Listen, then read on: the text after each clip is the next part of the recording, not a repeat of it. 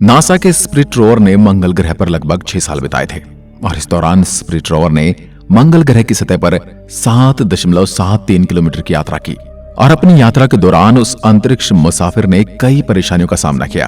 अपने जीवन काल में उसने कई हजार तस्वीरों को पृथ्वी पर भेजा और कई खुलासे किए, जिसने वैज्ञानिकों का मंगल के प्रति नजरिया ही बदल कर रख दिया। तो दोस्तों, आज के इस वीडियो में हम स्पिरिट रोवर की पूरी मंगल यात्रा को डिटेल में एक्सप्लोर करेंगे। हमारी यात्रा की शुरुआत होती है 4 जनवरी 2004 से। स्पिरिट रोवर मंगल की सतह पर एक तीव्र धमाके के साथ गिरा। फिर इसके बाद ये रेस्ट में आने से पहले एयर बैग्स के साथ 28 बार बाउंस करता है। इसके बाद ये अपने टारगेटिव साइट गुसेव क्रेटर से 13 किलोमीटर दूर जाकर रुकता है। नासा की टीम इस जगह को अनौपचारिक रूप से कोलंबिया मेमोरियल स्टेशन नाम देती है। नासा की टीम यह नाम उन एस्ट्रोनॉट की याद में देती है 2003 में जो कोलंबिया हादसे में मारे गए थे। अब मंगल ग्रह पर लैंड करने के बाद स्पिरिट पहली बार अपनी आंखें खोलता है और उसने सबसे पहले मंगल ग्रह की तस्वीर खींची। ये तस्वीर उस समय की है जब किसी और ग्रह की ली गई हाईएस्ट डेफिनेशन पिक्चर थी। इसके बाद लगभग ये मिशन कुछ दिनों तक सही चला, लेकिन फिर अचानक कुछ बदला। तारीख थी 21 जनवरी। अब स्पिरिट मंगल पर 17 दिन रह चुका था और तभी अचानक नासा का इस रोवर से संपर्क टूट गया। लेकिन अगले ही दिन रोवर नासा को एक बीप का साउंड भेजता है। वह कंफर्म करता है कि उसे पृथ्वी से भेजा एक सिग्नल मिला है। इसके साथ ही वो ये भी बताता है कि इसके अंदर कुछ खराबी है। रोवर की इस जानकारी से वैज्ञानिक समझ गए थे कि यह रिबूट लूप से प्रभावित है। इसका मतलब था कि यह बार बार बंद और चालू हो रहा है। नासा ने इस रोवर को इस हिसाब से डिजाइन किया था कि अपने आप रिस्टार्ट हो सके, लेकिन वैज्ञानिकों का डर था कि रिस्टार्ट करने से रोवर अपनी पूरी जानकारी खो देगा और ओवरहीटिंग के कारण काम करना बंद कर देगा। रोवर का ये फॉल्ट इतना गंभीर था कि यह नासा लगभग ये उम्मीद छोड़ चुका था कि स्पिरिट मंगल ग्रह पर आगे बढ़ पाएगा। लेकिन खुशकिस्मती से स्पिरिट का मंगल पर 19वां दिन था जब नासा ने ऐलान कर दिया था कि सिग्नल की रिपोर्ट में खराबी नहीं है, बल्कि इसकी फ्लैश मेमोरी में खराबी है, जो कि एक सॉफ्टवेयर एरर है जिसे फ्लैश मेमोरी को फॉर्मेट करने से सही किया जा सकता है। 32वें दिन स्पिरिट को सही कर दिया जाता है।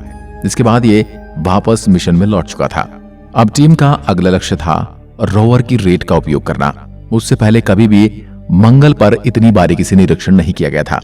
दुनिया मंगल की चट्टानों के बारे में जानने का बेसब्री से इंतजार कर रही थी। इसके बाद स्पिरिट ने अपने माइक्रोस्कोपिक इमेजर और स्पेक्ट्रोमीटर की मदद से एक पिसी हुई चट्टान के पाउडर की जांच की। इसके बाद रोवर ने यह कंफर्म किया कि चट्टान मंगल ग्रह पर हुए विस्फोट के कारण बनी है। इसके बाद यह मुसाफिर आगे बढ़ता है, जो जा पहुंचता है एक दूसरी चट्टान के पास, जिसका नाम था हम्फ्रे। 5 वर्ष तक इस चट्टान की खोज करने के बाद नासा घोषणा करता है कि स्पिरिट ने मंगल ग्रह पर पानी की संभावना व्यक्त की है। ये चट्टानें ऐसे मिनरल से बनी थी जो आमतौर पर पानी के भाव वाली जगह पर पाए जाते हैं। अब यहां से स्पिरिट अपनी अगली लोकेशन के लिए रवाना होता है, जिसका नाम था बारविली क्रेटर। यहां पहुंचने के बाद सबसे पहले रोवर ने ये पैनोरामा कैप्चर किया। इसके बाद नासा टीम ने तय किया कि रोवर को इस क्रेटर में नहीं भेजा जाएगा, क्योंकि इसे यहां पर कुछ ऐसा नहीं दिखा जिस पर रिसर्च की जा सके। अब रोवर यहां से निकलकर कोलंबिया हिल्स की तरफ रवाना होता है। इस बीच स्पिरिट को रास्ते में एक और क्रेटर दिखता है और वो रुककर कुछ इस तरह का मंजर पेश करता है। अब स्पिरिट यहां से भी आगे बढ़ जाता है। आगे बढ़कर उसे लोहानटन क्रेटर मिलता है और रोवर यहां से एक पैनोरामा खींचता है। इस इमेज को वैज्ञानिक देखते हैं कि रोवर का एक बिल कुछ घसीट कर चल रहा था, लेकिन ये अभी भी काम कर रहा था। अब वैज्ञानिकों की टीम रोवर को इंस्पिरेशन देती है कि वह हस्बैंड हिल पर पहुंचे। ये लुक काफी दूर से कैप्चर किया गया, जिसमें हस्बैंड हिल की सबसे ऊपरी साइड को देखा जा सकता है। अपने शिखर यात्रा के दौरान स्पिरिट ने पोर्ट ऑफ गोल्ड रॉक नाम की एक चट्टान पर फोटो कैप्चर करता है, जो वैज्ञानिकों के लिए थोड़ी हैरान करने वाली होती है। ये मुसाफिर इस चट्टान की इन्वेस्टिगेशन करता है और देखता है कि मंगल ग्रह पर हेमेटाइट की मौजूदगी है, जो इस ओर इशारा करते कि मंगल ग्रह पर कभी पानी की मौजूदगी रही होगी। स्पिरिट को इस तरह से डिजाइन किया गया था कि ये मंगल पर महज 90 दिनों तक रह सकता है, लेकिन इसकी एडवांस टेक्नोलॉजी के अनुसार वैज्ञानिक इस यात्रा को थोड़ा लंबा खींच सकते थे। मंगल की आंधी के कारण अब इसके सोलर पैनल ढक चुके थे और इसका पावर लेवल इसके मैक्सिमम पावर लेवल से 63% तक पहुंच गया था। लेकिन अभी तक ये इतना पर्याप्त था कि रोवर मंगल को और अधिक एक्सप्लोर कर सके। लेकिन तभी अचानक मार्च 2005 में रोवर के साथ कुछ ऐसा हुआ जो वैज्ञानिकों को हैरान करने वाला था। एक बड़ा हवा का झोंका स्पिरिट के पैनल पर लगी धूल को हटा देता है। इसके कारण इसका बैटरी लेवल 93% तक पहुंच जाता है और इसके सही काम करने के लिए, जो बिल्कुल सही था। ठीक इसी हवा के झोंके से 3 दिन बाद स्पिरिट एक और हवा के झोंके को कैप्चर करता है, जो कुछ इस तरह था। चोटी पर पहुंचते ही इसने सर्वप्रथम ये हैरान करने वाली फोटो ली। अब रोवर के लिए आगे के इंस्ट्रक्शन दी जाती हैं। यह पैनोरामा स्पिरिट ने हस्बैंड हिल से नीचे उतरते समय कैप्चर किया था। रास्ते में रोवर कोमांची नाम की चट्टान के पास रुकता है। वहां बहुत जांच करने के बाद वैज्ञानिकों ने पाया कि जगह एक समय नॉन एसिडिक वाटर से भरी थी।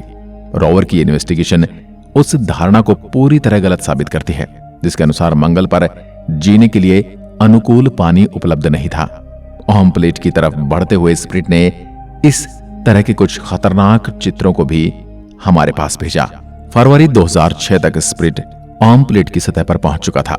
मंगल की गर्मी के मौसम के लिए वैज्ञानिकों की टीम इस सर्दी के लिए तैयारी करने में जुट जाते हैं। सर्दियों के मौसम में रोवर के सोलर पैनल को इतनी सनलाइट रिसीव नहीं हो पाती जितनी उसे जरूरत थी। मार्च 2006 तक स्पिरिट की अगली दोनों व्हील्स ने एक साथ काम करना बंद कर दिया था। अगर स्पिरिट मुकुल हिल्स तक पहुंच जाती तो यह मिशन यहीं खत्म हो जाता। नासा की टीम ने तय किया कि अब रोवर को अपने पिछले व्हील्स का उपयोग कर रिवर्स जाना चाहिए। अब ये पिक्चर रोवर ने मुकुल हिल से वापस रिवर्स आते समय कैप्चर की।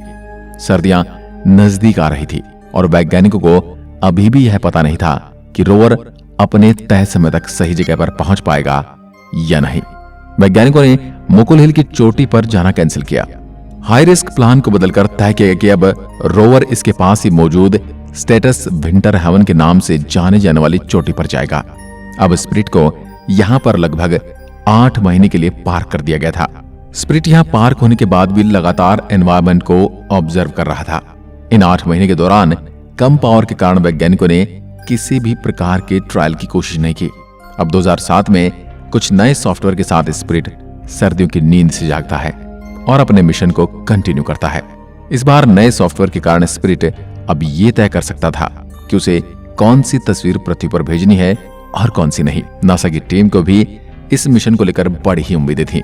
रोवर के अगले पहिए अभी भी जमीन पर घसीट कर चल रहे थे, लेकिन फिर भी रोवर सही तरीके से काम कर रहा था। तभी अचानक नासा की टीम कुछ ऐसा देखती है जो सबको हैरान कर देने वाला था। नासा की टीम देखती है कि अभी जहां से रोवर गुजरा है वहां पर कुछ सफेद पाउडर निकल रहा है। काफी निरीक्षण के बाद टीम ने पाया कि यह सिलिका है। सिलिका इस बात का प्रमाण था कि प्राचीन समय पर मंगल पर कोई लाइकोबैक्टीरिया जीवन रहा होगा। 2007 के अधिकतर समय में स्पिरिट रोवर होम प्लेट पर ही रहा। इस समय उसने होम प्लेट के वेस्टर्न से कुछ इस तरह का पैनोरामा कैप्चर किया। शुरुआत में तो इस पैनोरामा पर किसी ने ध्यान नहीं दिया, लेकिन आगे जाकर एक पॉपुलर वेबसाइट ने इस पर कुछ ऐसा देखा जिसने सबको हैरान कर दिया। इस पैनोरामा में इंसान की तरह एक आकृति दिखाई दे रही थी। इसके बाद दुनिया भर में इसको लेकर कई बातें बनी। किसी ने ये कहा कि एलियन है, तो किसी ने कहा कि ये इंसानों की तरह कोई दूसरा जीव है। लेकिन वैज्ञानिकों ने इन सब बातों को नकार दिया और इसके पीछे का कारण बताया पैरोडोलिया थ्योरी को, जिसमें हम इंसानों को कभी कभी किसी चीज के होने का भ्रम होता है। जून 2007 के अंत तक मंगल ग्रह पर धूल भरे तूफान आने शुरू हो चुके थे। 20 जुलाई तक स्पिरिट कम पावर के कारण सिस्टम फेलियर की प्रॉब्लम फेस करने लगा। दोस्तों, स्क्रीन पर दिख रही तस्वीरों में से पहली तस्वीर उस समय की है जब मंगल पर तूफान नहीं आ रहे थे, जबकि दूसरी मंगल पर तूफान आने के समय की है। दोनों में फर्क साफ तौर पर देखा जा सकता है। रोवर की मुश्किलों के बाद नासा एक निराशाजनक पब्लिक स्टेटमेंट जारी करता है। नासा कहता है कि हम अपने रोवर को इस तरह रूट कर रहे हैं कि वो इस तरह की गुफाओं में सरवाइव कर सके, लेकिन वो इस तरह से डिजाइन नहीं किया गया है कि वो इतने खतरनाक परिस्थितियों में रह सके। इस समय असली प्रॉब्लम थी स्पिरिट का हीटिंग सिस्टम। इसे ऐसे तैयार किया गया था कि खुद को इंटरनली हीट करता था, लेकिन इन तूफानों के कारण इसके सोलर पैनलों पर धूम जम चुकी थी। इस धूल के कारण ये इतनी एनर्जी उत्पन्न नहीं कर पा रहा था। कि खुद को इतना गर्म रख सके। लेकिन खुशकिस्मती से अगस्त आते आते ये तूफान कम हो चुके थे और अब स्प्रिट को इतनी हीट मिल रही थी वो खुद को एक सेफ लेवल तक गर्म कर सके। नासा ने तय किया कि जब तक ये तूफान पूरी तरह से शांत नहीं होते तब तक रोवर को स्लीप मोड में रखा जाएगा। लेकिन 10 नवंबर तक ये तूफान वापस आने लगते हैं, लेकिन अब तक रोवर की बैटरी एक क्रिटिकल लेवल तक पहुंच चुकी थी। नासा को अभी भी उम्मीद थी कि स्प्रिट इन तूफानों से निकल जाएगा और उन्होंने रोवर के अधिकतर इंस्ट्रूमेंट बंद कर दिए ताकि ये पावर सेव कर सके।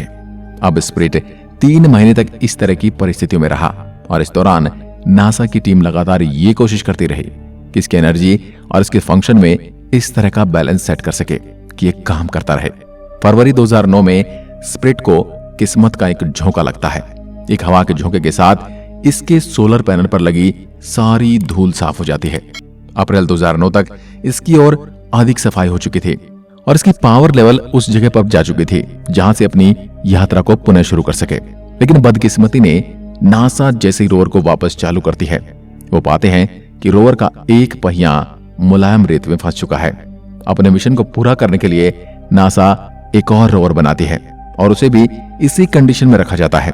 ये रोवर गुरुत्वाकर्षण को मेंटेन करने के लिए स्प्रिट के मुकाबले थोड़ा लाइट वेट था। दुर्भाग्य से नासा अपने मिशन में नाकाम रहती है और रोवर वहीं फंसा रहता है।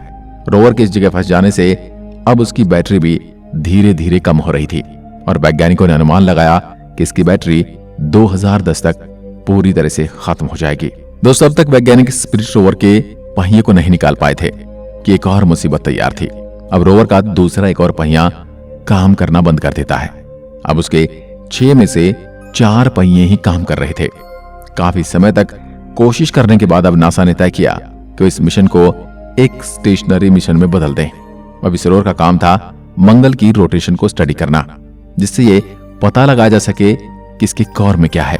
नासा इस मिशन को आगे बढ़ाने ही वाला था कि मार्च 2010 में रोवर पृथ्वी से संपर्क खो देता है। आखिरी बार 22 मार्च 2010 को रोवर का पृथ्वी से संपर्क हुआ था। वैज्ञानिकों ने अंदाजा लगाया कि रोवर का बैटरी लेवल कम हो गया होगा। दोस्तों, स्पिरिट रोवर की कहानी तो खत्म हो गई, लेकिन अभी भी उसका जुड़वा अपॉर्चुनिटी रोवर अभी भी मंगल पर मौजूद था। स्पिरिट के बाद मंगल के कुछ हिस्से को स्पिरिट सपोर्ट नाम दिया गया। अब दोस्तों, आप स्क्रीन पर जो फोटो देख रहे हैं, ये फोटो स्पिरिट स्पोर्ट्स की है, जो अपॉर्चुनिटी रोवर द्वारा कैप्चर किया गया था। स्पिरिट रोवर के खत्म होने के 7 साल तक अपॉर्चुनिटी रोवर काम करता रहा। इसने भी मंगल की कई जानकारियां हमें दी। अगर आप अपॉर्चुनिटी रोवर का वीडियो देखना चाहते हैं तो वीडियो को ज्यादा से ज्यादा लाइक करें, शेयर करें और हमें कमेंट करके बताएं ताकि हम आपके लिए उसकी भी वीडियो बनाएं। एक बार फिर मिलते हैं एक और ऐसे ही दिलचस्प किस्से के साथ। तब तक के लिए नमस्कार, धन्यवाद।